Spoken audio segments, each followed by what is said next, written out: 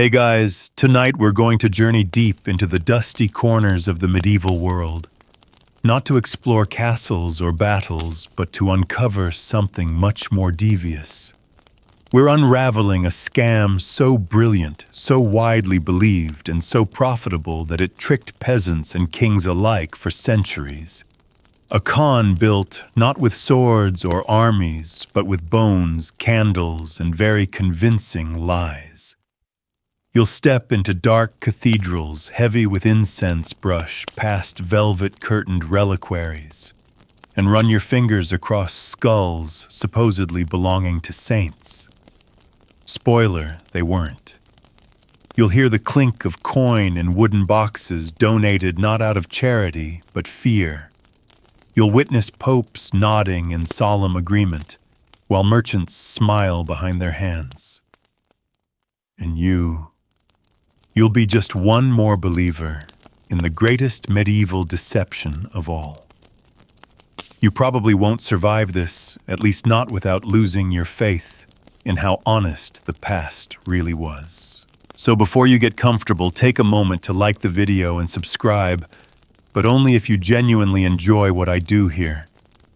And hey, drop a comment with your location and what time it is where you are right now.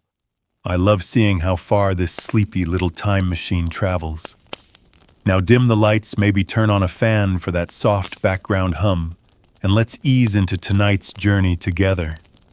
You arrive in a small stone chapel at the edge of a medieval town. It's cold inside, damp, and you can smell wax and mildew in the air. Faint candlelight flickers off the walls. A priest is speaking in Latin, his words echoing up to the rafters, but most of the people gathered aren't listening. Their eyes are fixed on the box at the front. It's small, gilded, resting on a velvet-draped pedestal. And inside it, so you're told, is the finger of St. John the Baptist.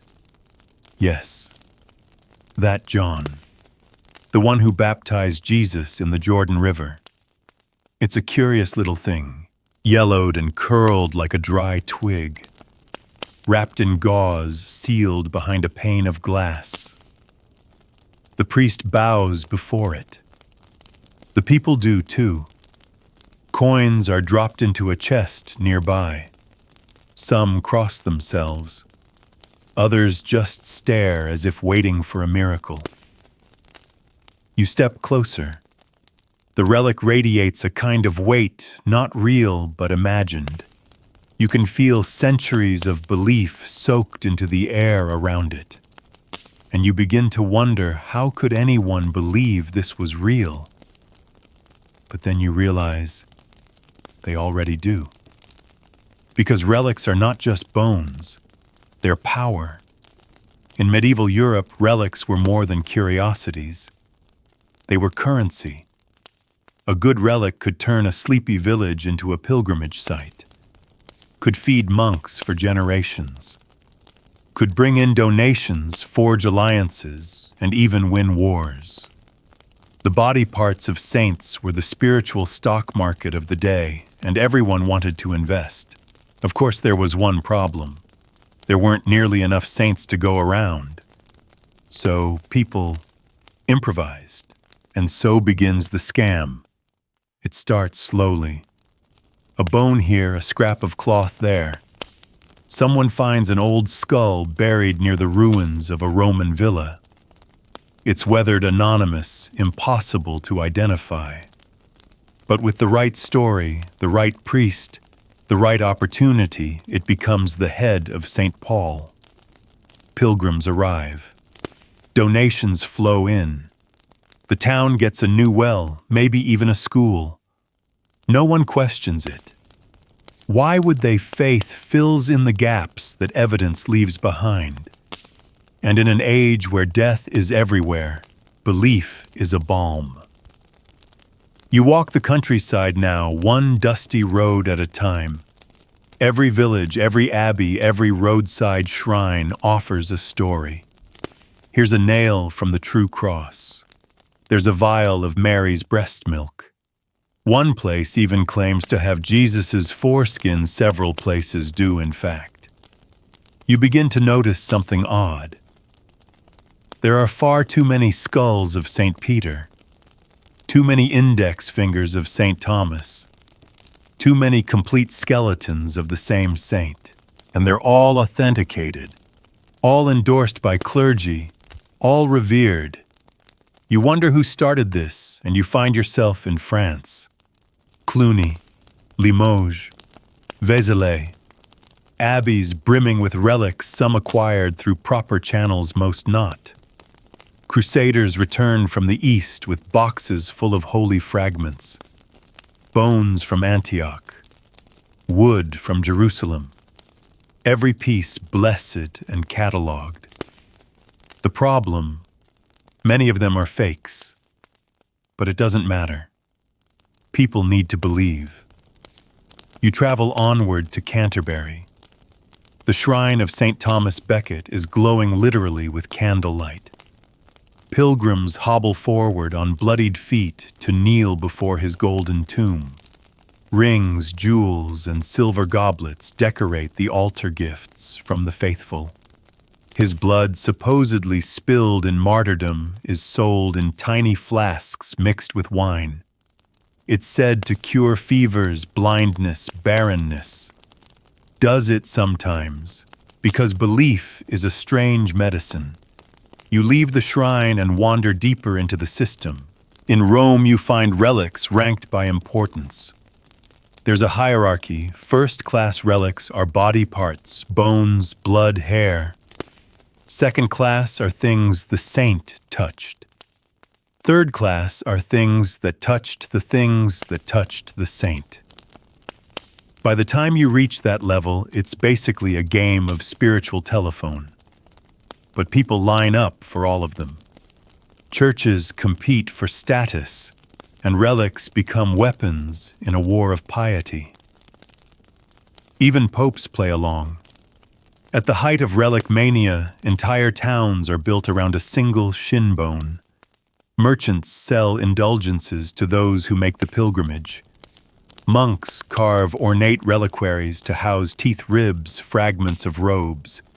Artists paint miracles that may never have happened. And somewhere behind it all, someone is counting coin. You pause in your journey now, standing in a darkened vault beneath a monastery. Before you lies a shelf lined with bones, some labeled, some not. Skulls, femurs, fingers. How many were saints? How many were thieves? How many were animals? No one can say. But the bones are silent, and belief fills the silence. As you turn to leave, you hear a monk say, "What matters is what they represent, not what they are." You step out into the sun, blinking the weight of centuries pressing behind your eyes. And you begin to understand. This was the biggest scam in medieval history. But it wasn't built on lies. It was built on need, on longing, on hope. And those things are harder to question than any old bone. The air outside the monastery is lighter, but not by much. You carry with you the strange heaviness of that bone-filled vault, the quiet echo of a truth that no one dared speak aloud. Not then, not now. That the holiness of a relic was never about the relic itself, it was about the story wrapped around it. And the deeper you go, the more you realize that story was rarely clean. You walk the road that pilgrims took, the long, dusty trail winding through fields, hills, and mud-soaked valleys. Along the way, you pass weather-worn markers, stones etched with crosses, rough-hewn shrines carved into tree trunks, crude wooden icons blackened by age and candle smoke. Each one has a tale. Here they say a monk saw a vision of St. Catherine glowing above the brook. There, someone claims the Virgin appeared on a cold night and warmed a freezing child. And somewhere behind these stories, you can feel it again, the tug of faith tied tightly to need. These people needed to believe that holiness walked among them, even if they had to carve it from bone. You reach a crossroads village. It's small, barely more than a cluster of huts and one narrow inn. But the church is impressive, too impressive. Carved stone tall windows, a bell tower that doesn't belong in a place where most people don't own shoes. And inside another relic, a rib, supposedly from Saint Helena, the Emperor Constantine's mother, a woman said to have discovered the true cross. Her rib sits in a gold-trimmed box beneath the altar, surrounded by lilies and flickering lamps. You stare at it for a long time. It's a pig rib, you can tell, but no one else seems to care. They kneel, they pray. A farmer leaves a coin. A mother weeps quietly and places a sprig of lavender on the altar, her baby cradled in her shawl. The priest doesn't interrupt. He just watches, calm, steady, almost sad. You wonder if he knows. You think he must. But again, it's not about the bone. It's about what it allows them to feel, what it gives them permission to hope. The scams weren't always malicious. They weren't even always intentional. Sometimes a relic was discovered after a dream. A monk claimed a vision, dug up a piece of bone, and proclaimed a miracle. Did he know he was lying? Maybe not. Maybe he believed it. Maybe it didn't matter. Because once the story started, it had momentum of its own. Take the story of Saint Foy. Saint Faith, a young girl martyred in the 4th century. Her bones, it said, were buried in a small church in Agen, France. But monks in nearby Conques wanted her relics. They needed a reason for pilgrims to come. Needed the income, the prestige, the power. So one of them liberated her bones. Stole them. Smuggled them out under cover of night wrapped in cloth and brought them back to Conques. They called it a holy theft, and it worked. Pilgrims began to flood in. Donations soared. Miracles were reported. The reliquary of Saint Foy became a shining gold statue encrusted with jewels, each one donated by a grateful believer. Her shrine became one of the most important on the route to Santiago de Compostela. No one questioned the theft. They praised it. You can't help but wonder what Saint Foy would have thought of it all. But the dead don't speak, and the living, well, they learned quickly how profitable piety could be. The church did try to regulate things, at least officially. Councils met. Rules were made. Relics had to be authenticated, sealed in reliquaries, registered. But enforcement was nearly impossible. Bishops were often the ones trading relics between dioceses. Kings gifted them as political favors. Crusaders looted them from burned-out churches in Constantinople, stuffing their bags with whatever they could find: fingers, cloth, even teeth. One of them brought back the arm of St. George. Another brought 2. It became a race. Who could collect the most pieces of the sacred? Who could fill their cathedral with the loudest silence? You reach a larger town now. This one has a proper cathedral with flying buttresses and stone saints glaring down from niches high above. Inside, the ceilings stretch like lungs. Everything smells of incense and candle wax. In the north transept is a glass case. Inside, an entire skull. The label says it belongs to Saint Mary Magdalene. You stare at it for a long time. You've seen her skull twice already. Once in Italy, once in Burgundy. She's very well traveled for someone dead. The relic is housed in a silver reliquary shaped like a bust. Her face idealized, her brow crowned with gold, and the bone visible through a glass circle like a sacred window. Pilgrims queue to kiss the edge. A nun wipes the glass with a cloth after each one. You sit nearby watching. No one asks whether it's real. They ask what they're supposed to pray for. The nun tells them healing, forgiveness, peace. And so they pray and drop coins into the wooden box. Later, you wander into a quiet chapel behind the altar. A monk is there sweeping. You ask him gently how many of the relics are real. He pauses, then shrugs. Enough, he says. It's the most honest answer you've heard yet. You leave the chapel, footsteps echoing behind you. The streets outside are crowded with market stalls. Someone sells painted icons. Another sells scallop shells for pilgrims headed to Compostela. One man is hawking little phials of oil said to have been blessed by contact with a relic. You ask which one. He says, anyone you like. You keep walking, because you're starting to see it now. The scam wasn't one lie told once. It was 1,000 small lies told again and again until they became truth. A truth you could hold, kiss, buy, sell.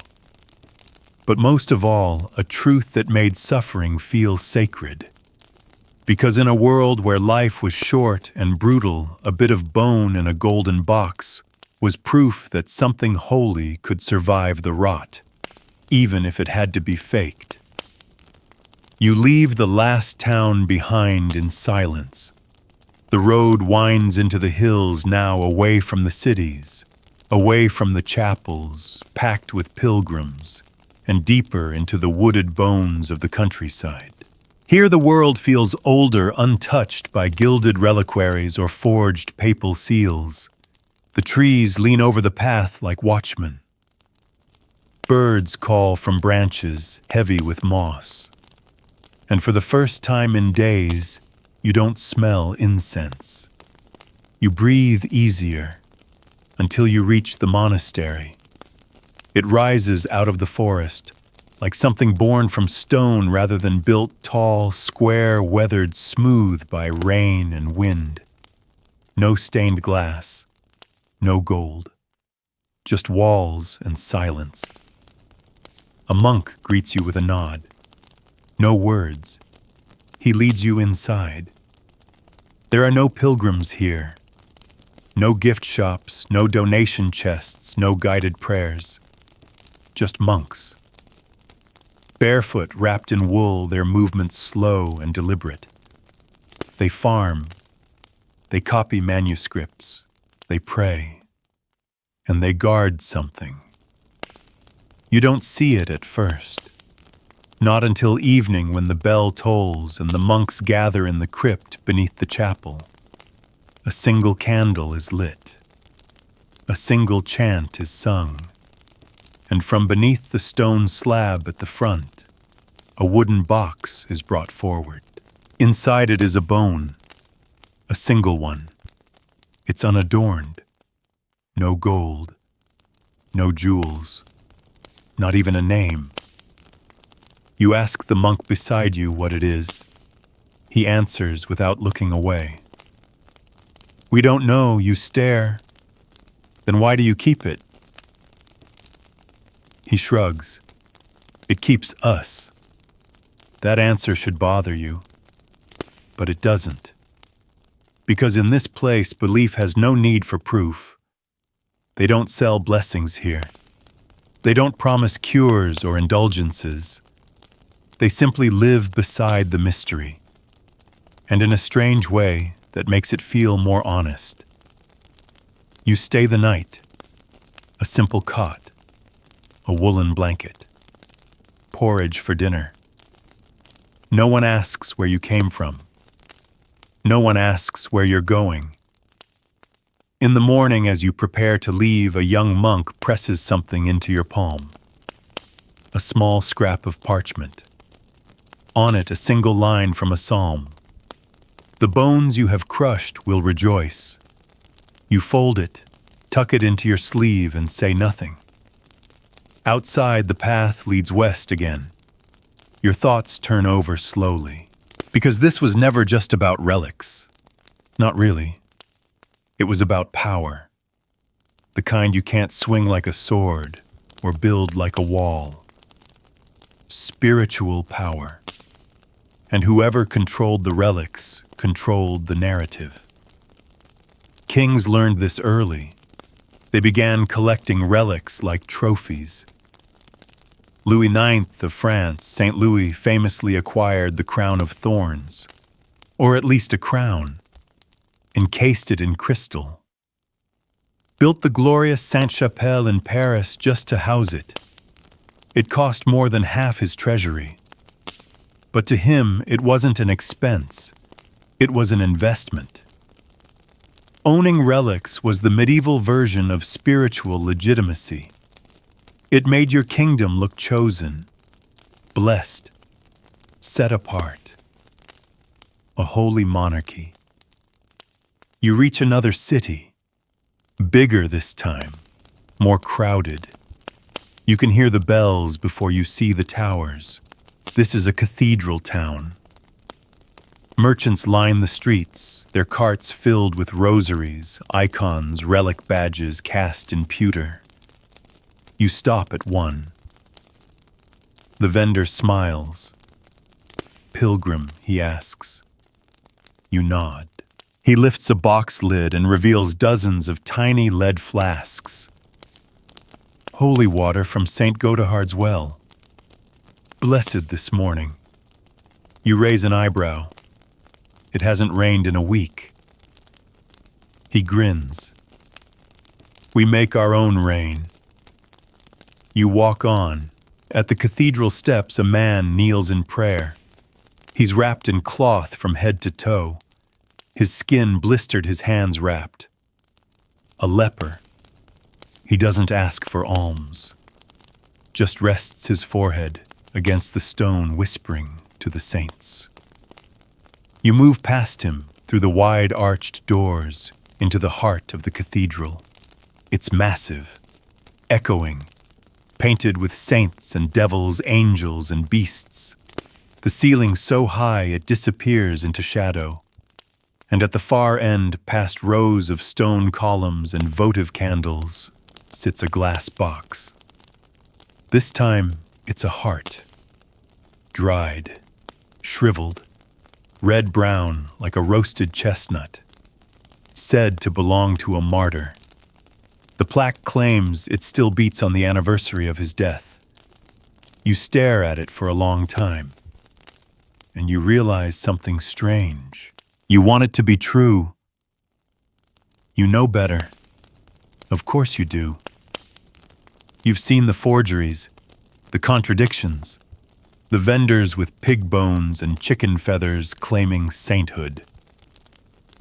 But even now, standing in this grand cathedral, the organ murmuring behind you and dust dancing in the shafts of holy light, you want it to be real.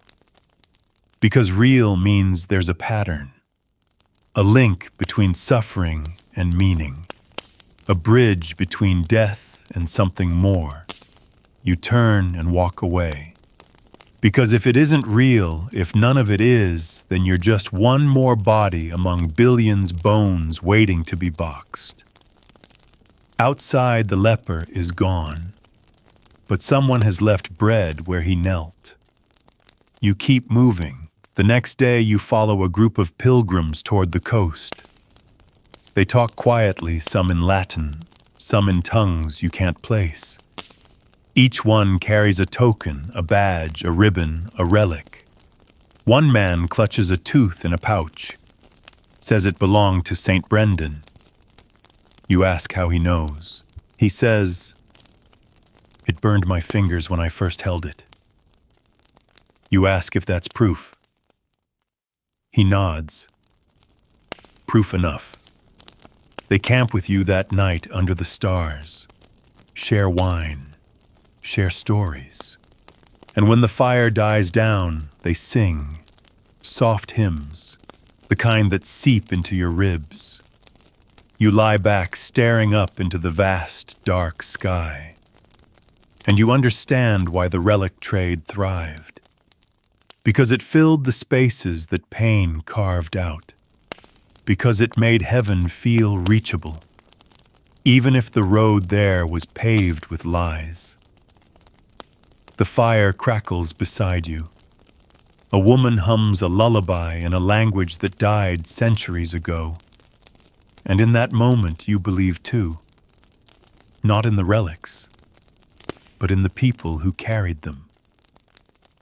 The next morning the wind smells of salt. You follow it westward where the path narrows and the soil turns to sand and eventually the land falls away to sea. Before you stretches a gray coastline dotted with gulls and wind-warped grasses, the waves crashing rhythmically as though they too are praying. You've reached the edge of the world, at least according to medieval maps. This is where land ends, and strangely, where belief intensifies. Because this coast, windswept and remote, is a launching point. Not for ships, for souls. You're in the land of saints now. Irish monks, Scottish mystics, Breton anchorites who came to these shores with nothing but a robe and a reliquary slung over one shoulder. The stories they told, and the stories told about them, have fermented here for centuries. And their bones scattered far and wide. You find a chapel tucked into the slope of a rocky bluff, its roof lost to storms, its stone walls veined with moss. It's empty now, but on the altar lies something curious, a fragment of jawbone in a wooden box, barely protected from the elements. There's no name, no sign, just a single ribbon tied around the handle. You wonder who left it. You wonder who believed it. And then you notice the candle's melted stubs wedged into the cracks of the wall, each one burned down, replaced, burned again. Someone still comes here, still kneels, still hopes. You sit beside the altar, back against the cold stone, the sea air curling around your ears, and you begin to piece together the truth. The biggest scam in medieval history didn't need to be enforced. It spread on its own. Because relics weren't just lies told by the church. They were lies people wanted to hear. In a world where medicine was a whispered prayer and justice was whatever the man with the sword said, it was people clung to relics like driftwood. They had no insurance, no science, no second chances. But they had saints, or at least something that once touched a saint. You continue along the coast, following a line of shrines etched into the rocks. Some are just rough carvings, crosses scratched by hands long dead. Others are elaborate small alcoves with broken statues, beads strung between stones, charms made of bone and twine left in offerings. You pause at one where a bundle of flax has been tied in a braid and pressed against the face of a saint carved into the wall. An old woman kneels there muttering in Breton. You can't understand her words, but you understand the tone. Supplication. Fear. A kind of holy bargaining. You lower your head as you pass. Later in a fishing village, you find a market taking place beneath the open sky. Salted cod, dried kelp, carved trinkets. And amid them one stall stands apart. A tent of faded linen strung with bells. A man inside claims to possess the knuckle bone of St. Columba. It's mounted in a glass orb that hangs from a chain. People line up. One by one they pay to touch it. Not for miracles, for weather. He says St. Columba controls storms, that a touch of the bone calms the seas, that it's saved entire fleets from wreckage. You ask how long he's had it. He says it washed ashore in a chest years ago. The sea delivered it, he says, as saints sometimes do. You study the bone. It's been polished smooth. Could be human. Could be animal. Could be anything. But they believe. And not just the villagers. The sailors do too. You follow one later, watch him walk to the docks, press his palm to the orb, cross himself, then board his boat with a quiet resolve. You've learned by now not to judge. Because when your life depends on weather and water, a knuckle bone and a whispered prayer might be all that stands between you and the deep. You leave the coast behind. Climb inland again into the rolling green of monastic farmland. Sheep graze between stone walls. The bells of vespers ring across the hills like song. You pass a Benedictine abbey rising out of the grass, like a memory, its spire reaching skyward, its windows plain and solemn. Inside, a monk reads aloud in Latin. Behind him in a glass-fronted case is a wooden staff, supposedly St. Cuthbert's. Its surface is worn smooth, its end cracked and splintered. You ask the guide if it's genuine. She shrugs. It may have touched him, or touched someone who touched him, or touched the ground he once walked on. And there it is again. That expanding ripple of sanctity. By now you know how it works. Proximity is power. If the staff isn't holy, maybe the case is. If the case isn't, then the air around it is.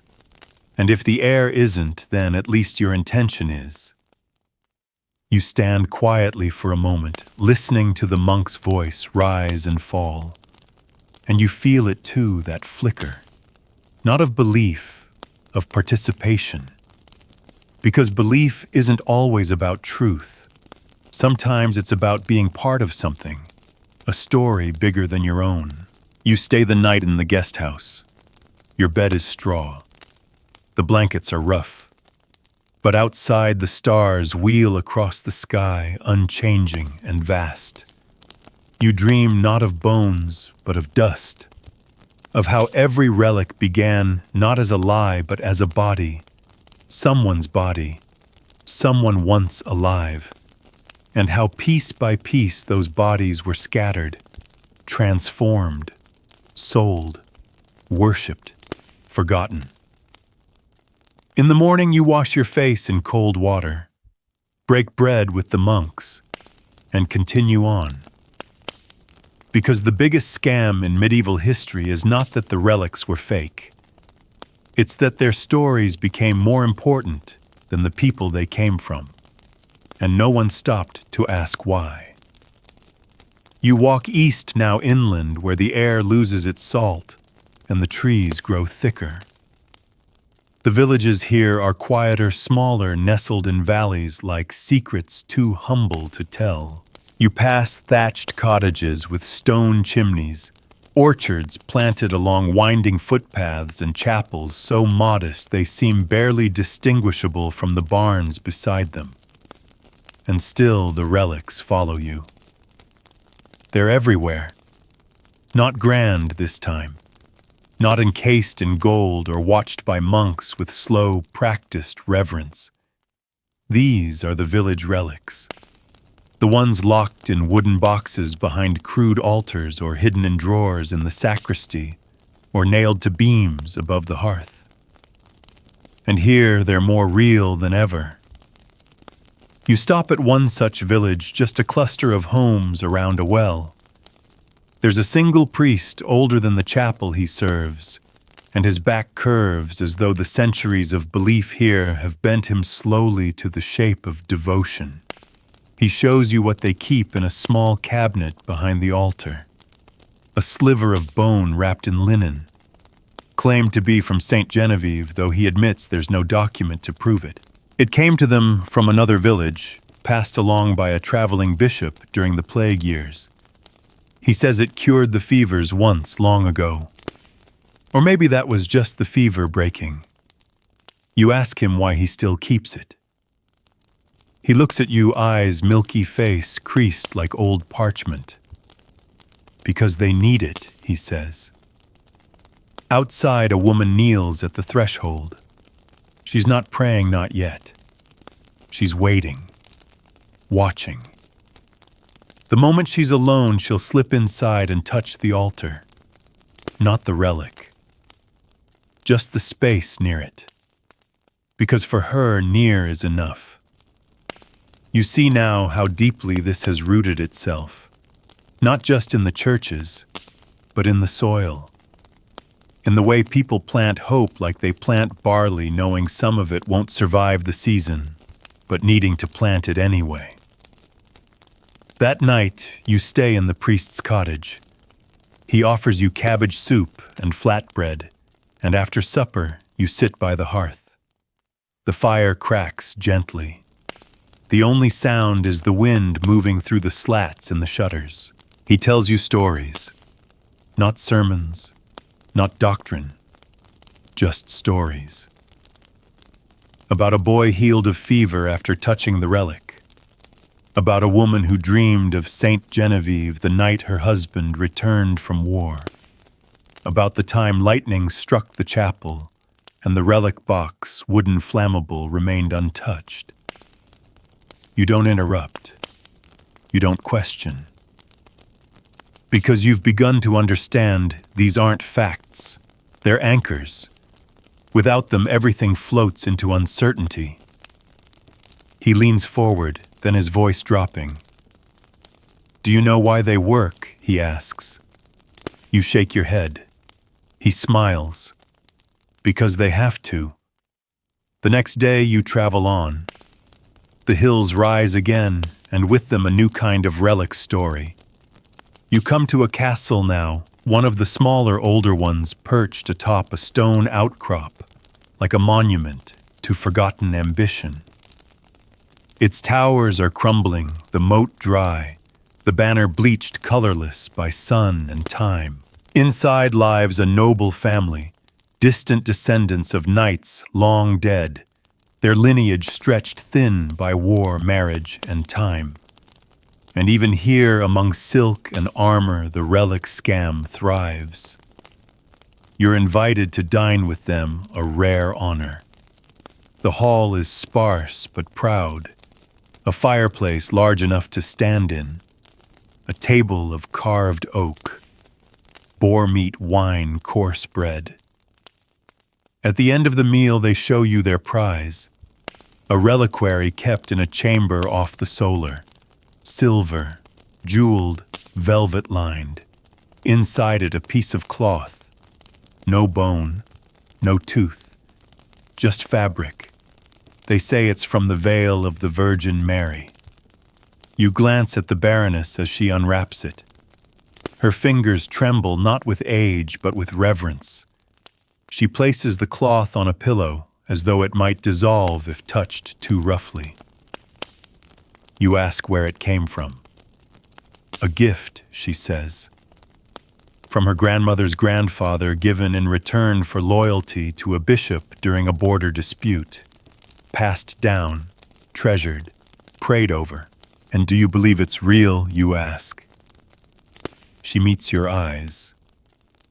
No, she says. But I believe it matters. It's the most honest thing you've heard all week. Because that's the real legacy of this scam. Not the bones themselves, not even the money they made, but how deeply people needed something to hold. Even the nobility people with land armies' education were not immune. They still feared illness. still mourned their children, still prayed to win wars and avoid famine and be remembered by God. And relics, true or false, offered a shortcut to hope, to safety, to salvation. You sleep in a high chamber that night beneath a canopy of moth-eaten velvet. Outside an owl calls, a distant dog barks.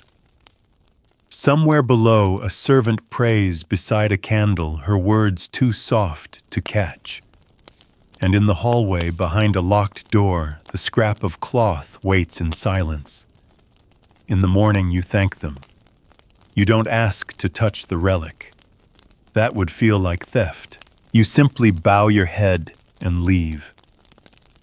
And as you walk away from the castle, you think of how this lie, this beautiful, intricate, centuries-old lie, touched everyone.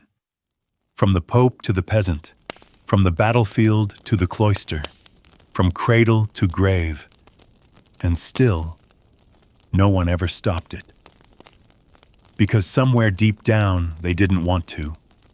Because sometimes faith is too useful to challenge. You follow a river now.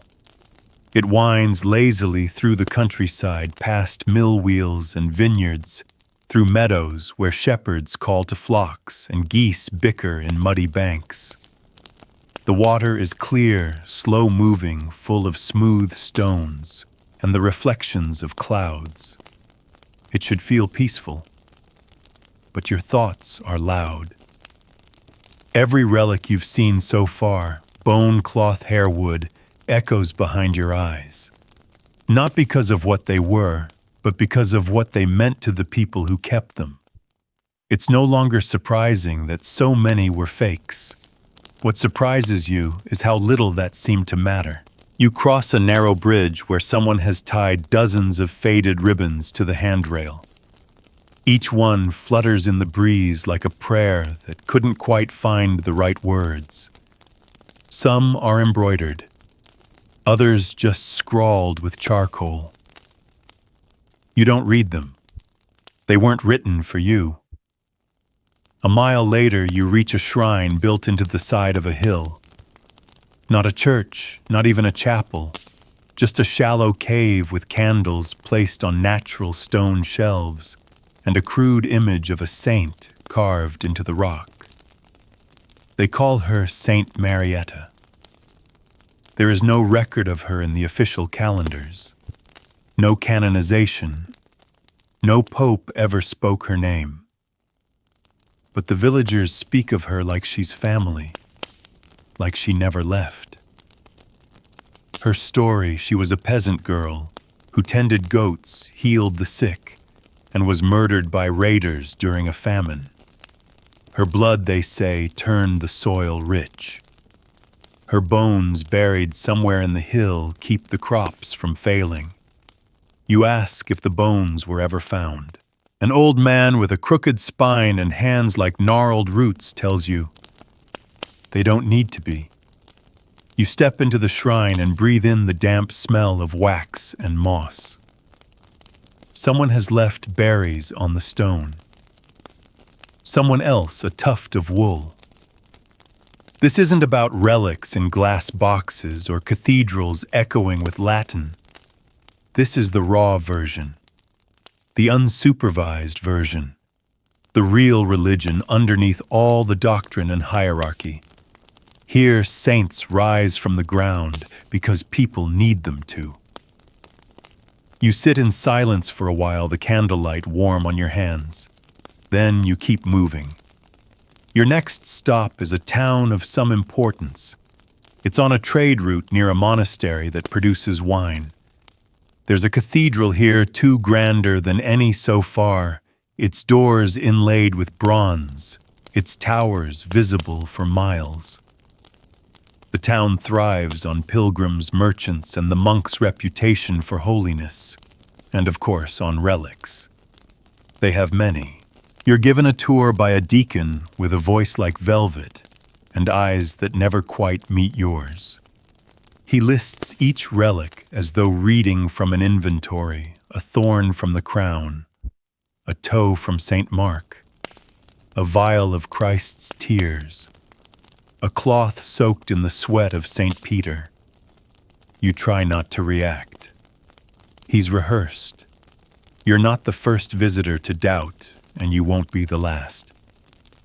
He has answers ready for every question, seals of authenticity, witness accounts, church records, papal blessings.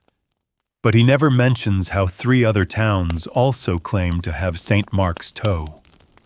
Instead, he leads you to a side chapel where a large reliquary rests on a stone pedestal. Inside a skull, not a fragment, the whole thing. Enshrined in gold and crystal, its sockets dark, its jaw sealed with wax. It's labeled Caput Sancti Johannes, the head of St. John the Baptist. You stare at it. You've seen this relic before, more than once. It was smaller in France, larger in Rome, wrapped in red velvet in Germany, carved into wood in England. You ask which part of John this skull is. The deacon smiles politely. All of it. You press him. But there are others, he nods. Of course. But this is the true one. How do you know he doesn't miss a beat? Because it's here. There's nothing else to say. You thank him and step outside back into the hum of the street, your head full of contradictions. You sit in a quiet courtyard, watching a bird pick at crumbs left on a bench. And you think, the scam worked not because people were fools, but because they were overwhelmed. The medieval world didn't give you many constants. Life was short. War was close. Justice was arbitrary. Illness came without warning. A bad harvest could mean death. The church, for all its power and pageantry, couldn't guarantee much, but it could offer relics. Touch this bone and maybe your fever will break. Kiss this vial and maybe your son will live. Leave a coin and maybe God will notice. It didn't matter how many duplicates existed. What mattered was the moment, the contact, the ritual, the illusion of agency in a life otherwise dictated by forces you couldn't name. You leave the town just before dusk. Follow the river again until it forks, then take the left path. It leads into a forest so dense it feels like the trees are listening. You stop at a small hermitage hidden in the shadows, a stone hut, a single candle in the window. A woman greets you, old, barefoot, kind eyes. She invites you in without question. Inside a fire, a pot of herbs, a bed of straw, and on the wall in a niche carved from stone a relic, a tooth. She says it belonged to her grandmother's grandmother, who claimed it was Saint Apollonia's. You smile faintly. You've seen 6 of those now. She doesn't mind. She knows. And still every night she lights a candle and whispers a prayer. Not because she believes the tooth is magic, but because it reminds her of everyone who came before and everyone who will come after. It holds a memory, and sometimes memory is the most sacred thing of all. You wake before dawn. The forest is still dark outside the hermit's hut, but the embers in the hearth still glow faintly. The old woman is gone. Out fetching water, perhaps, or gathering roots in the gray light that breaks over the trees like a whispered promise. You rise slowly, joints stiff from the straw bedding, and wrap your cloak tighter. The relic is still there, the tooth resting in its little niche of stone. You move toward it without meaning to, as if pulled. There's no glass case, no velvet ribbon.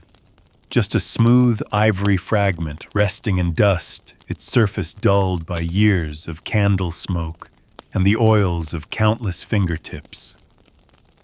You stare at it. There's no holiness in it, no warmth, no glow, but you don't scoff, because something about the quiet way it's been kept without profit, without spectacle, makes it feel more real than any gold-encrusted shrine you've seen. You leave a few coins on the hearth, not payment. Thanks. Then step outside. The path winds deeper into the woods, and for a time there is no trace of human life. Only birdsong and dew and the creaking groan of ancient trees. You breathe easier here. There are no relics to examine, no pilgrims to watch, no cellars with solemn faces and rehearsed stories. Just earth, just air. And then you hear it. A bell. Faint, distant, regular. Not the rich echo of a cathedral's tower, but something smaller. A monastery, maybe. You follow the sound footsteps muffled by moss and pine needles until you reach it. A cluster of stone buildings half hidden in the woods, built low to the ground, almost secret. You've stumbled upon a Carthusian priory. They live in silence here. One of the brothers greets you wordlessly, placing a hand over his heart, then gesturing for you to follow. You do quietly through a narrow corridor and into a small circular room lit only by narrow slits of light and a single lamp burning low. There in the center sits another relic. You don't ask what it is. It doesn't matter anymore. You kneel not in worship, but in reflection. And as the silence settles around you, you begin to understand something new. The relics weren't just about belief. They were about time. A way to fold the past into the present. To say, this bone was once alive. This cloth once touched a body. And I in this moment am near it. That nearness bridged the centuries. That touch made history bearable. In a world where the future offered only uncertainty, people clung to the past like driftwood, even if they had to forge it. When you rise, the monk hands you bread. It's coarse and fresh.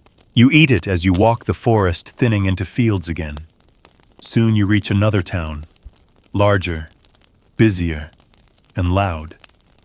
There's a fair underway, banners flapping, coins clinking, laughter rolling across the square like thunder, stalls selling salted meats, wool, pottery, ribbons, and of course, relics. The relic sellers have returned in force.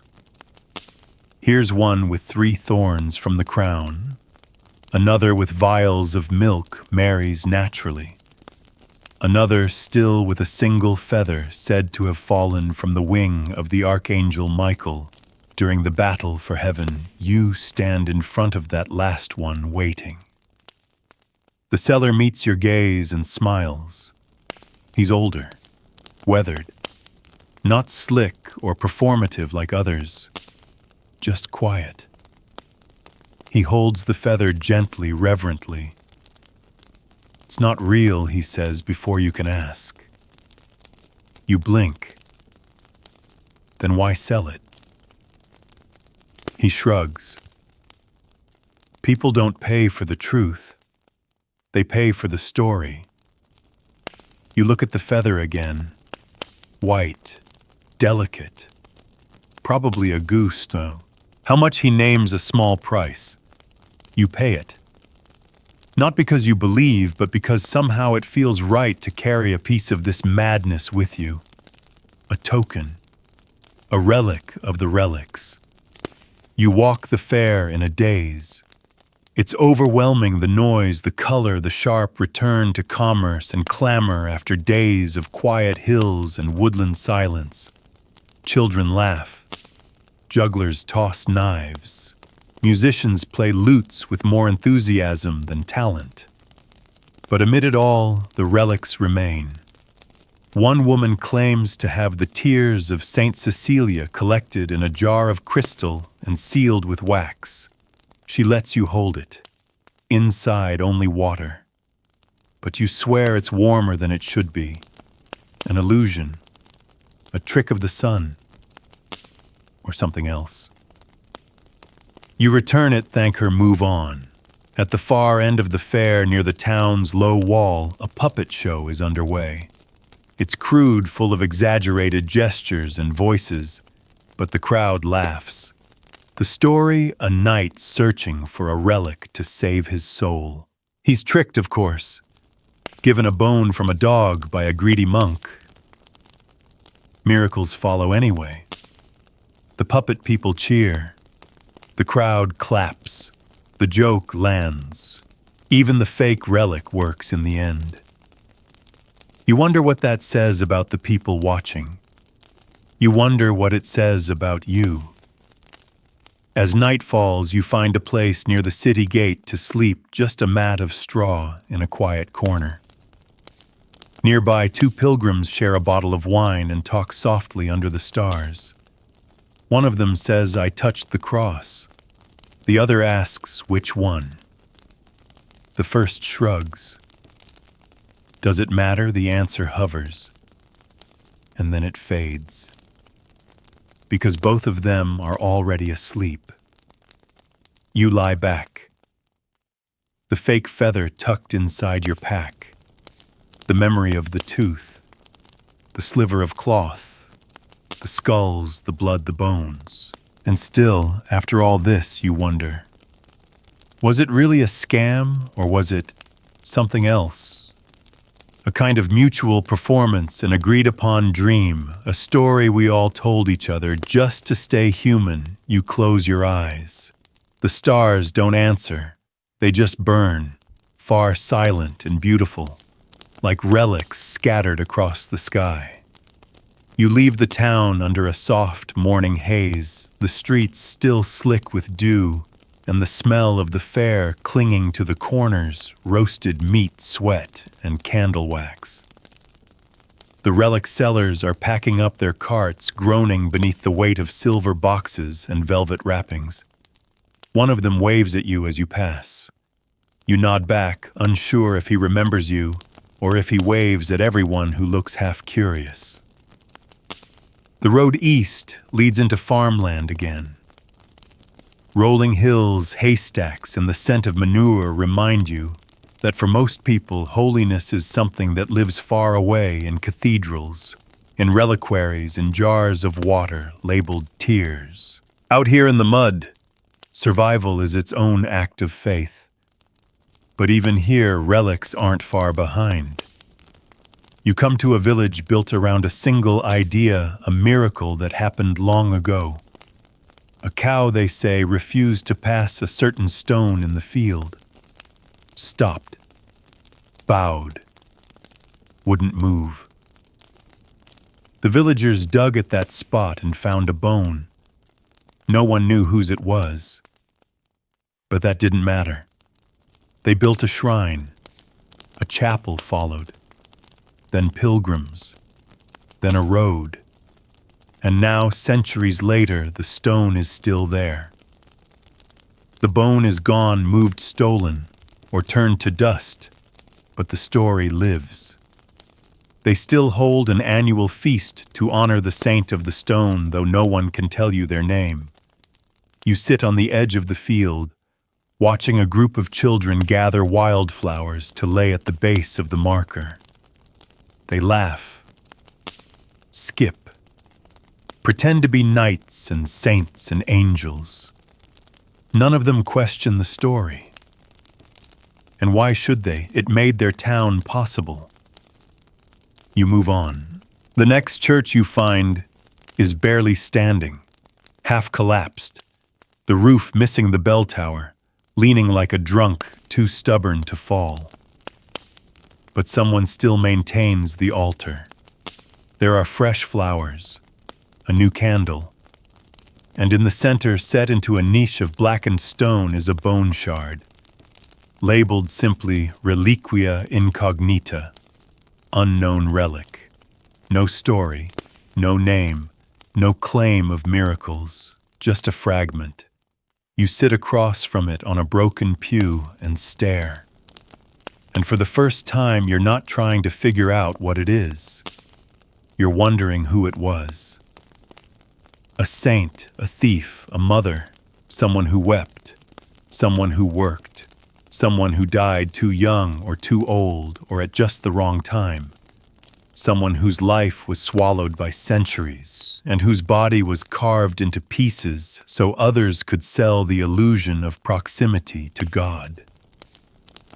This fragment, forgotten, unglamorous, unnamed, feels more sacred than any skull you've seen polished like a gem. Because it's honest, and for once no one is trying to sell you anything. You rise, dust the moss from your cloak, and leave the church behind. In the candlelight flickering in your peripheral vision as you step back into sunlight. You're not even sure what you're looking for anymore. Not the biggest relic, not the rarest. Maybe just the moment when the truth of the scam finally stops being a scandal and becomes something else. A language. You arrive next at a convent set on a hillside surrounded by apple trees in bloom. The sisters take you in without hesitation. They feed you soup and bread, and when you ask about relics, they laugh not cruelly, but gently, like someone smiling at a childhood belief they never quite let go of. Sister Amelina leads you to a small chapel near the orchard. Inside, behind a thin curtain, they keep their relic, a comb, supposedly belonging to St. Agnes. It's simple, wooden, teeth missing. You ask if they believe it's real. She shrugs. Some days more than others. Then why keep it, you ask? She gestures to the comb. Because every morning before we work, we place it on the altar and remember that someone holy once had knots in her hair too. You don't laugh, because that might be the most sincere thing you've heard in all your travels. You spend the night at the convent tucked into a cot beneath a thin window. The wind rustles the apple blossoms, and the moon casts long, crooked shadows across the floor. You dream of bones that glow like candles, of relics that whisper of churches built entirely from memory. In the morning, you help gather apples. The sisters move like bees, coordinated and quiet. One hums. Another sings a verse from a hymn you barely recognize. Sister Amelina offers you one of the bruised apples. Not perfect, she says, but it'll keep. You eat it without a word. Before you leave, she presses a piece of paper into your hand. A prayer copied by hand. It's not from scripture. It's not even official. Just words someone here once wrote, copied again and again. Let the bones we carry be lighter than the ones we leave behind. You don't speak. You fold the paper and tuck it next to the feather in your pack. Then you walk. Not toward any shrine this time, just toward the horizon. You've seen enough relics for now. Skulls, teeth, fabric, wood, all sacred, all suspect.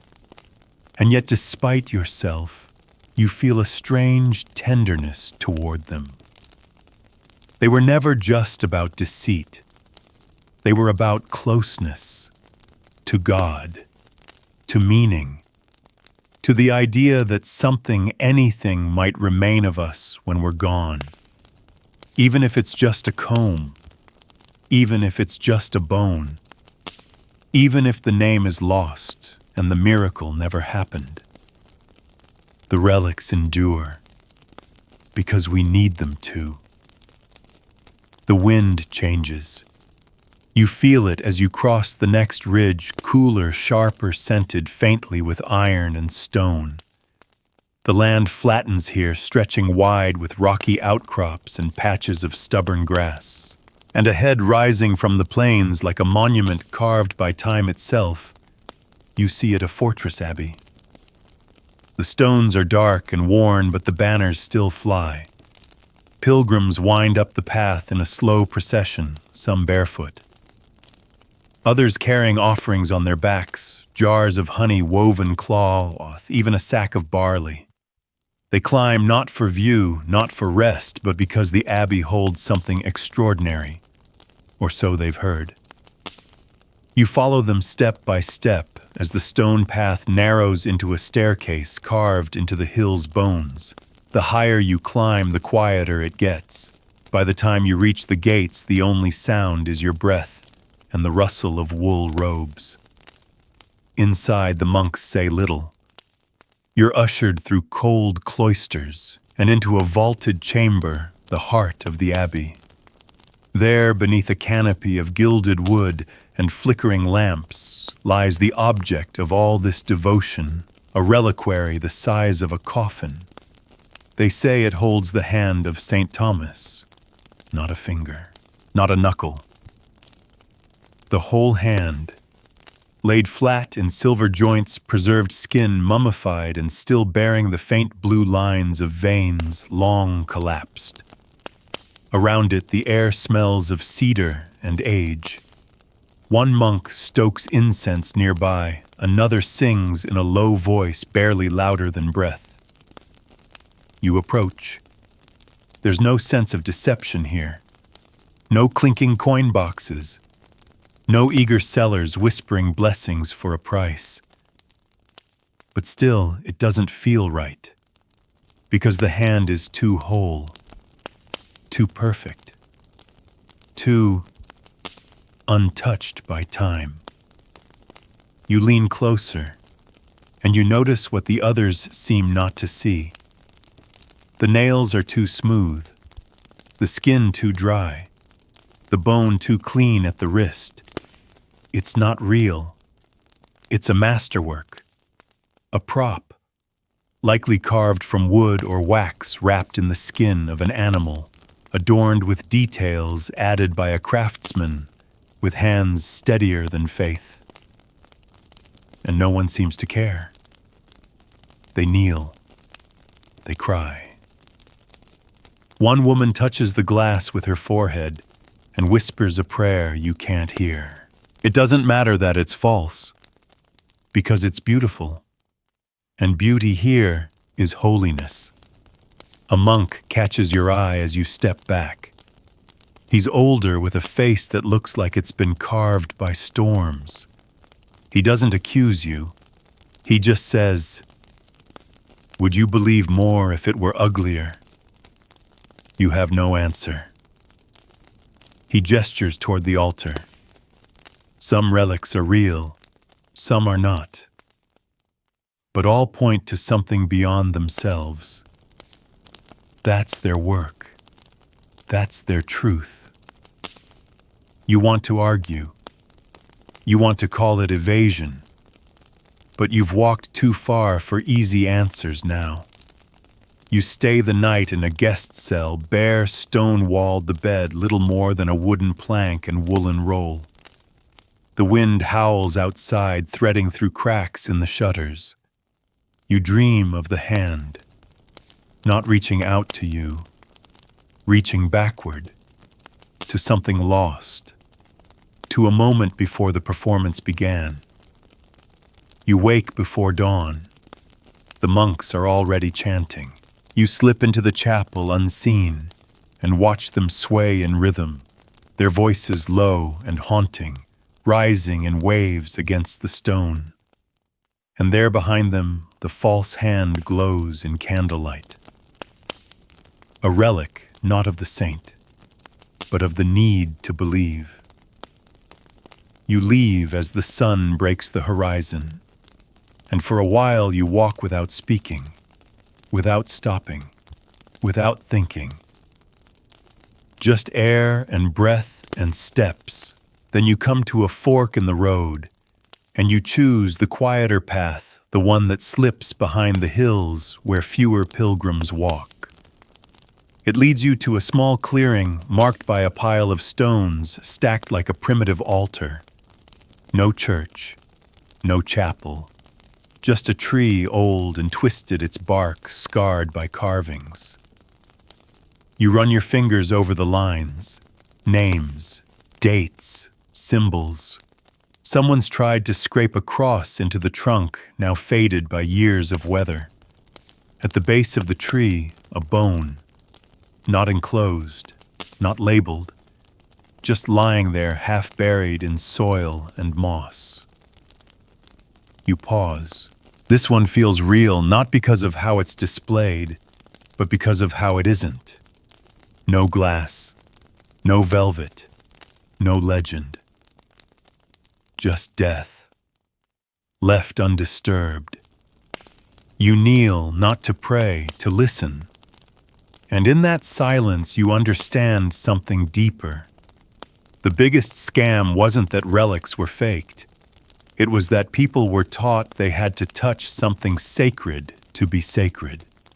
That they couldn't be holy unless they were close to someone else's holiness.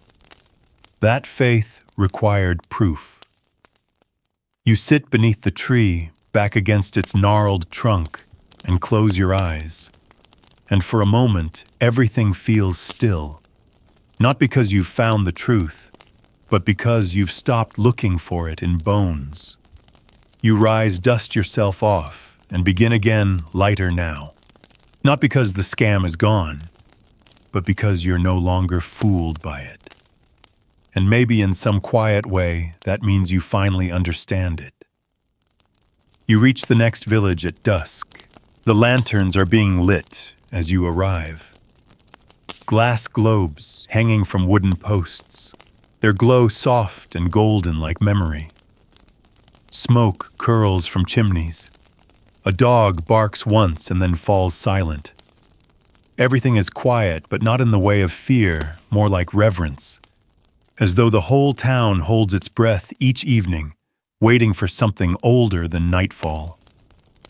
At the far end of the square stands a church, not large, not grand, but beloved. Its walls are painted white now, graying with years. Vines creep along the stone like fingers trying to hold it in place. You push open the heavy wooden doors and step inside. It smells of beeswax and rain-soaked wood. There's no one here, except the relic. It's set into the front wall above the altar, framed in oak, backlit by the last rays of sunset, sliding through stained glass. A single femur, thick and smooth, cradled in iron brackets. The plaque says it belonged to a local martyr, someone who defended the village during a war too old to remember clearly. His name is known, but his story has been worn down to fragments. You take a seat in the back pew and watch. Not the relic, the people. One by one they come in. A mother with 2 children, their faces pink from the cold. An old man, eyes closed before he even sits. A teenager who doesn't kneel but sits with his hands shoved in his sleeves, watching the ceiling like he's trying not to care. And still they come. They don't touch the bone. They don't even get close.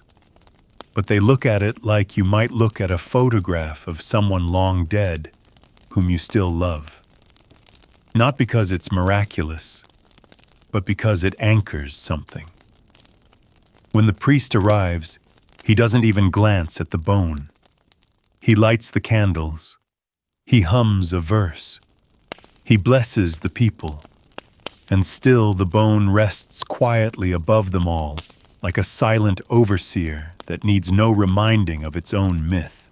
Later, as you prepare to leave, the priest meets you at the back door. He's young, much younger than most you've met. and his eyes hold a tiredness that feels older than his body. "You're a pilgrim," he asks. You nod, looking for something specific. You think about that, then answer. "Maybe just the end of the road." He smiles at that, not amused, understanding. I think he says most people who came for relics left with themselves. You tilt your head. You think that's enough. He pauses, then says some of the greatest saints were never found in pieces. You leave with those words turning over like stones in your pocket. Outside, the wind is rising again. Not harsh, but steady. You follow it east. The landscape begins to shift, now less soft, more jagged. Hills that rise and fall like forgotten waves. Rocks that jut from the earth like broken teeth.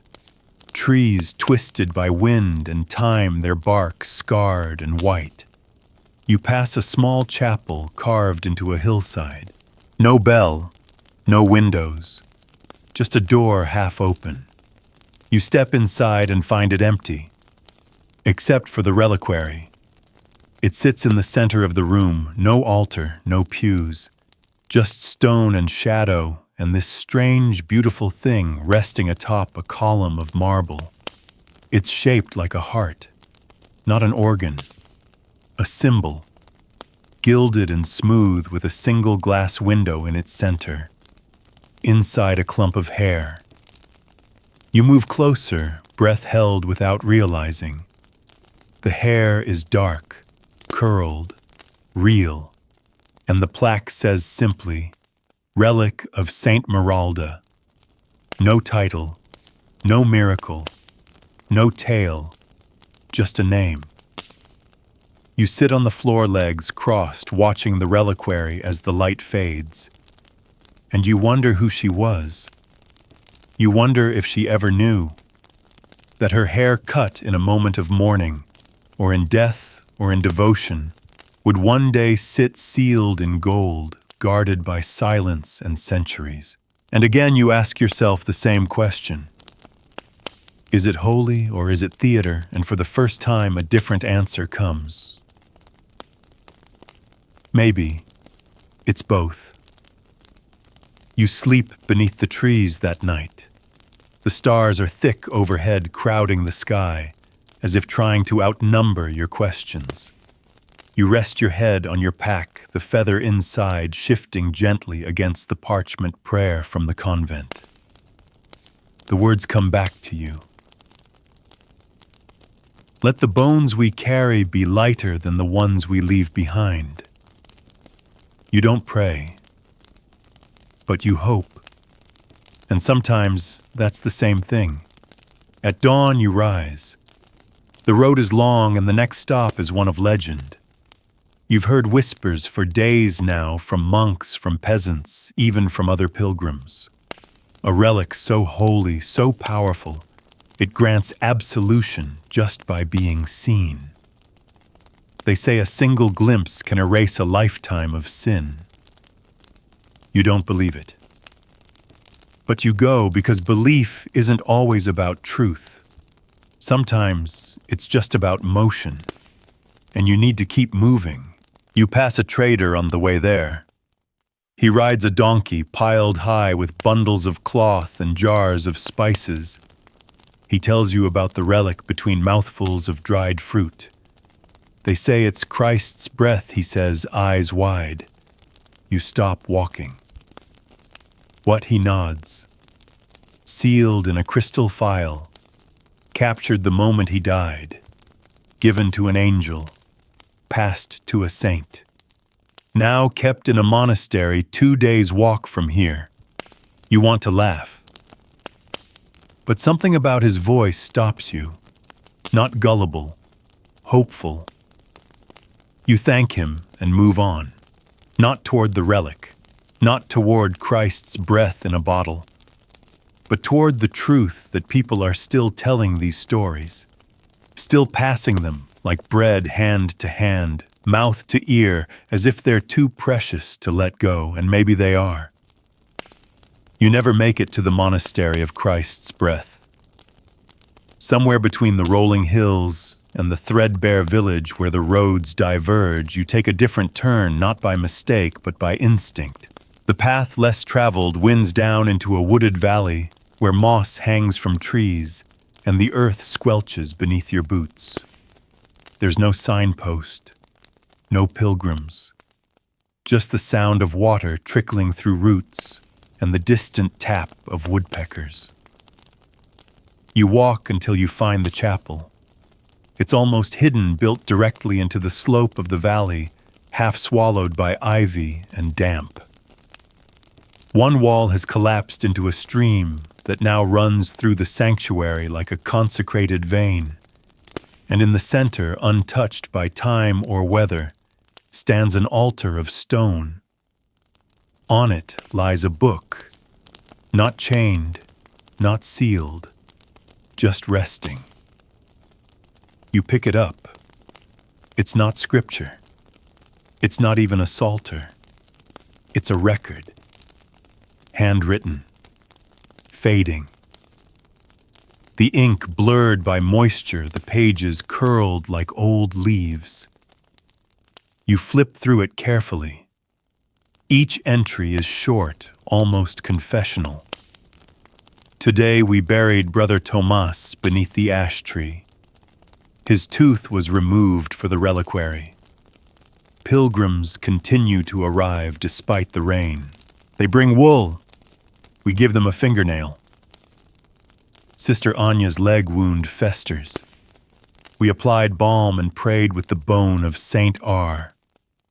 The page ends in a smear. You read on. 3 pieces of St. Ambrose remain. We may need to substitute another finger soon. The likeness must be preserved. There it is again.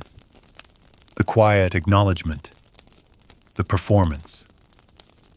You set the book down with a shiver you can't explain. This chapel isn't holy. It's exhausted. A relic of the relic makers. And you realize this is where the scam became strategy, where belief was curated, shaped, trimmed like hedges around a garden, so the illusion would grow neat and manageable. You step back outside and take a breath. It doesn't feel like disillusionment. It feels like truth. And somehow that's heavier. You leave the book where you found it. Because what would you do with it? Expose the fraud. There's no one left to accuse. And besides, you're not sure anyone would care. Because belief doesn't die when the truth is revealed. It mutates. You travel again. This time north. The villages become more sparse. The wind more brutal. The trees knot themselves into twisted shapes, as though they're trying to brace against centuries. You sleep in barns when you can, under hedgerows when you must. And always there is talk of relics. In a mining town carved into the rock, you meet a man who swears he carries the toe bone of Saint Sebastian in a pouch around his neck. He offers to let you see it for a price. You pay. He opens the pouch. It's not a toe. It's a coin. You look at him, eyebrows raised. He shrugs. Was a toe once. Became a coin later. Miracles change their clothes. And just like that, the scam evolves again. Now the relic doesn't need to be what it once was. It just needs a story. You leave without asking for your coin back. In the next town, you stay with a family who have never traveled more than 5 miles from their home. They don't know Latin. They've never seen a cathedral, but they have a relic. A splinter of wood said to be from the manger. They keep it in a box under the hearth next to dried herbs and flintstones. When someone is sick, they take it out, place it on the person's chest, and pray. You ask if it works. They look at you strangely. Sometimes the mother says, sometimes not. But we do it anyway. You don't question her. Because what would you offer in place of that ritual medicine? There is none. Certainty. You've abandoned that miles ago. So you simply sit with them, eat their lentils, share their fire. And in the morning you feel not changed, but quieter. Relics are supposed to stir awe, but the real miracle is how often they comfort instead. You reach a windswept plateau, no trees, no shelter, just a vast sky and a single path worn into the earth by centuries of footfall. A line of stones marks the road, each one painted with a white cross. Pilgrims pass you now, not many but enough. Some alone, some in pairs. All of them tired, all of them hopeful. You ask one what lies at the end. She tells you. The tongue of Saint Agnes. You want to laugh. You don't. Because even now, even after all this, a tiny part of you wants to see it. So you walk. Hours later, you reach the shrine. It's small, built into a stone outcrop that rises like a blister from the plain. Inside, the air is cold and dry, the floor bare. No pews, no priest, just a single reliquary, carved from rosewood inlaid with ivory. Inside, a dark red lump, shriveled and curled like a dried fig. You don't need to be told. This is the tongue. You stare at it, not for proof, for peace, because something in you needs to know that all this walking led somewhere. And then you notice the wall. It's covered in notes, scraps of cloth, parchment, carved bits of wood, all left by pilgrims, each one a prayer, a plea, a thank you. Some are detailed, most are not. One simply says, "She listened." You don't add your own, but you stand there a long time. Long enough to feel the space shift around you, not because of the relic, because of what it represents. A sacred silence, a voice that never dies. And for a moment, just a moment, you stop trying to define the line between scam and sanctity. Because whatever this is, it's human. You descend from the plateau with the wind at your back, the sky now soft with approaching dusk, and the sound of distant bells trailing behind you, like a memory you're not ready to forget. The tongue of Saint Agnes is still on your mind, not the relic itself, but the words scrawled on the chalwul beside it. She listened. That's what stays with you. Not she healed or she forgave or even she spoke. Just that she listened. Maybe that was enough. And maybe that's all anyone ever really wanted from their saints, from their relics, from their desperate, aching prayers etched into wood and tied to walls with fraying twine. Not power, not proof, but presence. The road curves down into lowlands now. You pass through marshy fields and flocks of geese, noisy and indifferent to your journey. A boy throws stones at the water and waves as you walk by. You wave back. There's a village up ahead, more prosperous than the last. Its houses are freshly whitewashed. The roofs are thatched, thick and high. The windows even have glass. And at the center of it all, a church that doesn't look like it belongs here. Because it doesn't. Its stones are older, darker, larger than anything around them. Roman, maybe. built atop something else, something long buried. And inside, you're told, is a relic so old no one knows how it came to be here. They call it the ash of St. Elias.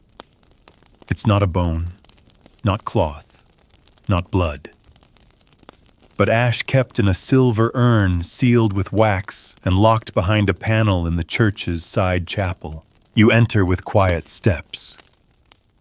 The church is cold and empty, and the only light comes from narrow windows high in the wall, casting long rectangles of sun across the stone floor.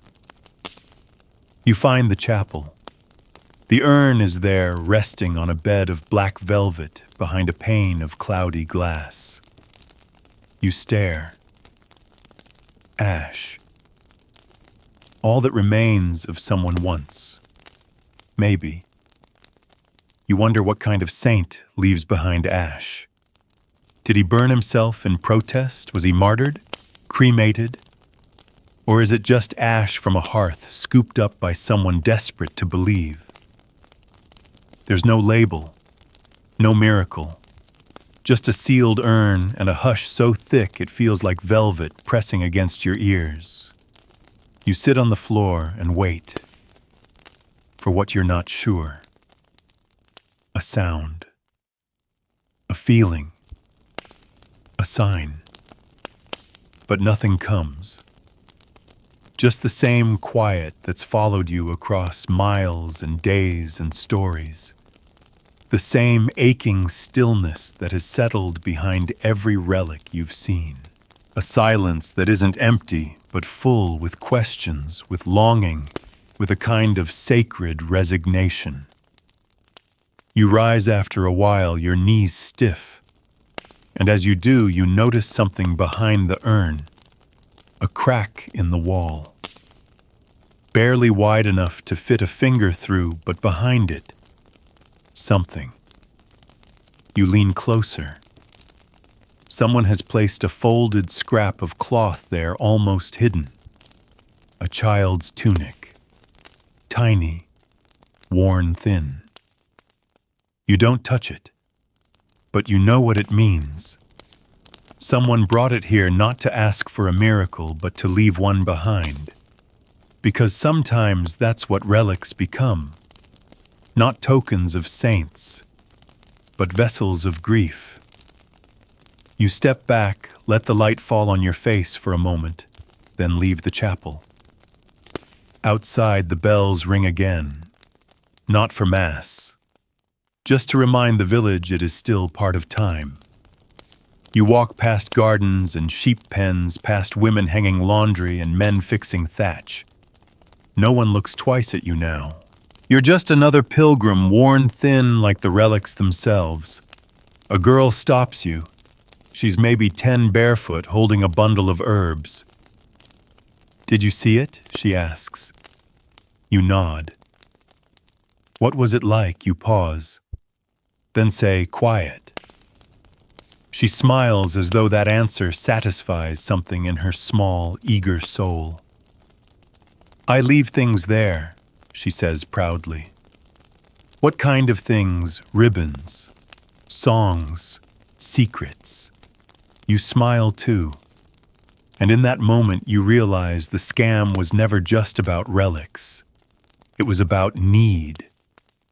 Need made physical, made visible, wrapped in bone and blood and thread and ash.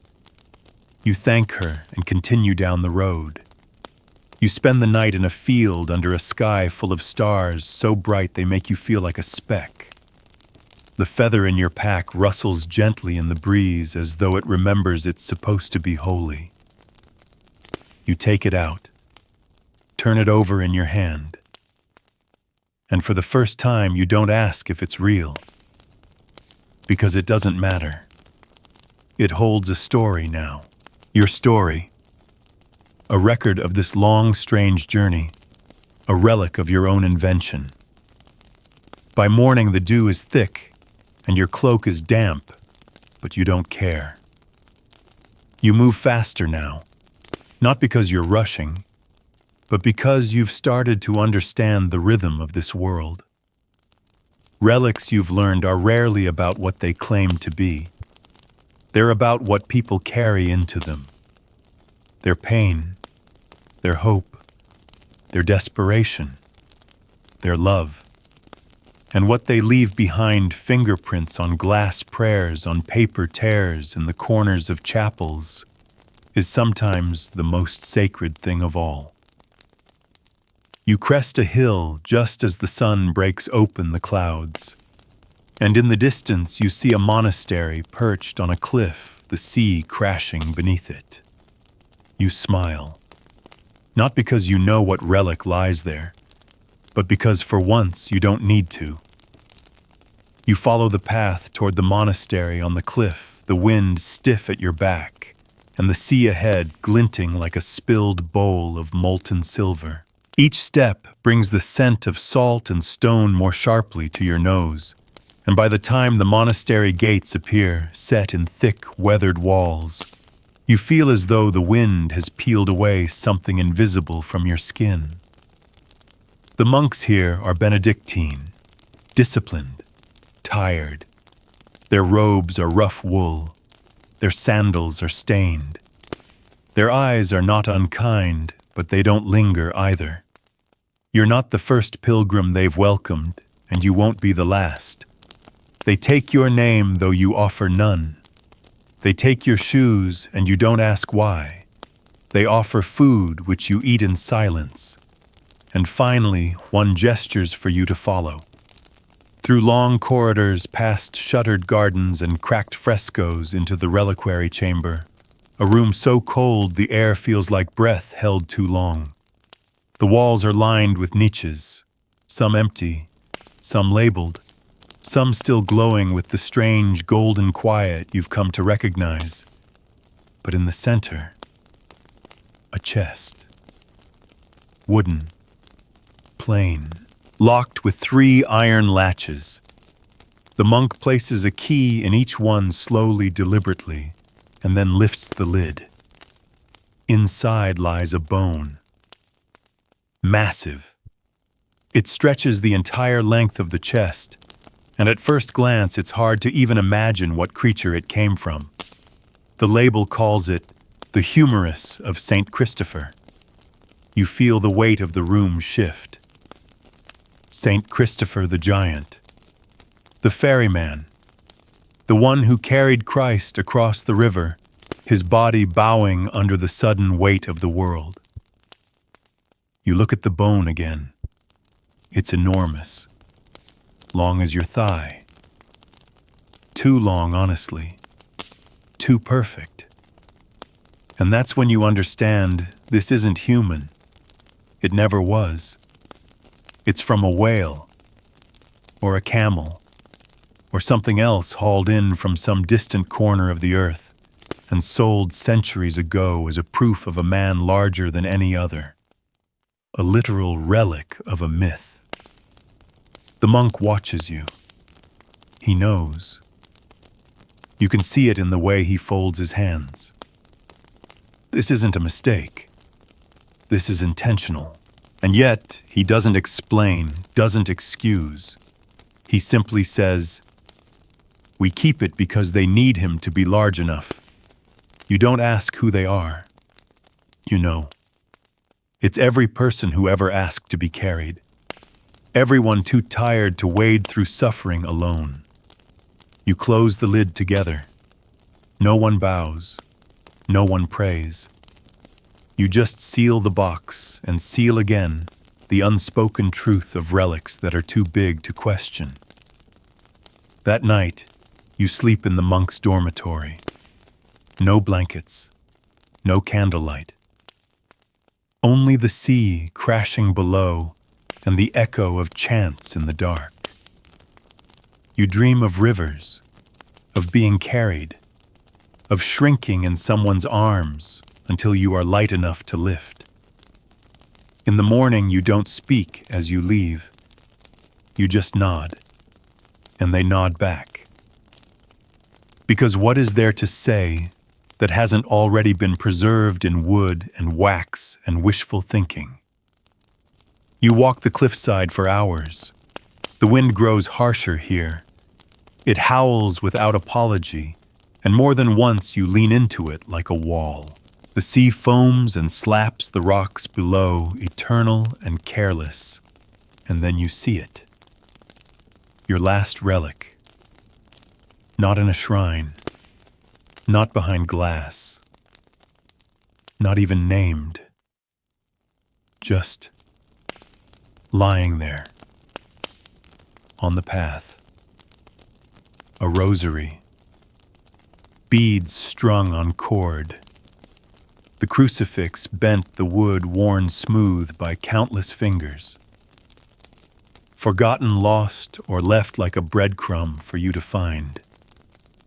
You pick it up, and it's not labeled as a relic, but it feels more real than any bone you've touched.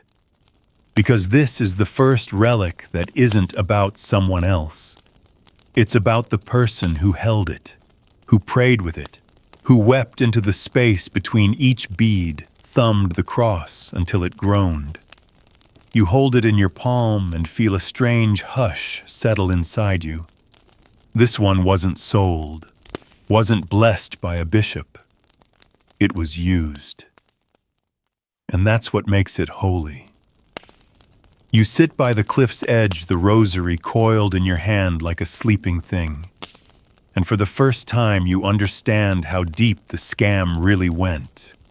Not just in objects, but in convincing people that this quiet grief, this personal faith wasn't enough, that they needed something official, certified, wrapped in legend. But here in the salt and the wind and the long echo of your own breath that lie crumbles. Because belief was never about spectacle. It was about the unseen weight of being human. You look down at the sea one last time. It doesn't shimmer now. It seethes. Beautiful.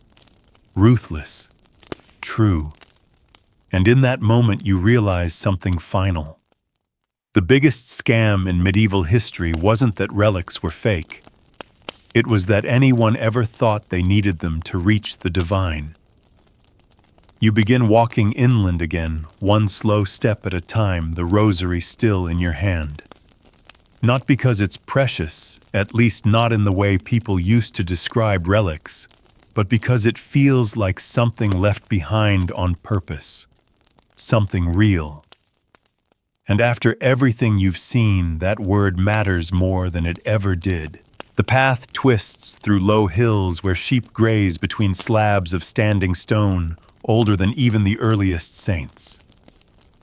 No signs, no chapels, just lichen and wind, and the low bleating of animals who've never once heard the word holy. You stop beneath a leaning stone, carved faintly with a cross, and sit there for a while. And it occurs to you there was a time when this was enough. A stone, a mark, a place to remember. Long before cathedrals rose and reliquaries gleamed, there were just people and places and loss, and the need to wrap something around that loss, to give it weight, to give it meaning. That's where relics began. Not in fraud, not in gold, but in absence. You keep walking, and the hills begin to flatten. The final village isn't marked on any map. No one mentions it. You find it by following a trail of forgotten flowers, little bundles tied to fence posts, some fresh, others rotted down to stems. The path ends at a church so quiet, it doesn't even echo. And there inside is one last display, a reliquary without a relic. Glass. Empty. The plaque says, "The hand of Saint Elia, stolen 1284.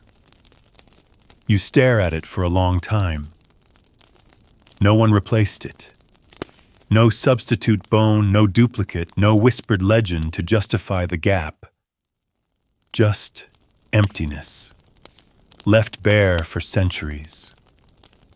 You sit in the pew across from it and feel a strange peace settle over you. Because here, finally, is a place where the absence is allowed to speak. No illusion, no performance. Just an honest wound in a long history of cover-ups. And suddenly, this feels like the most sacred place of all.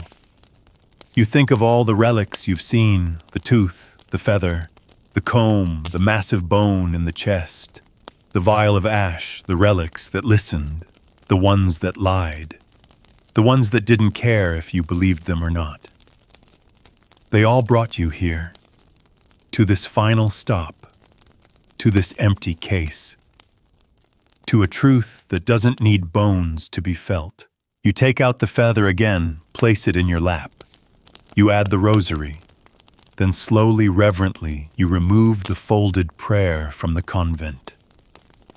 Let the bones we carry be lighter than the ones we leave behind.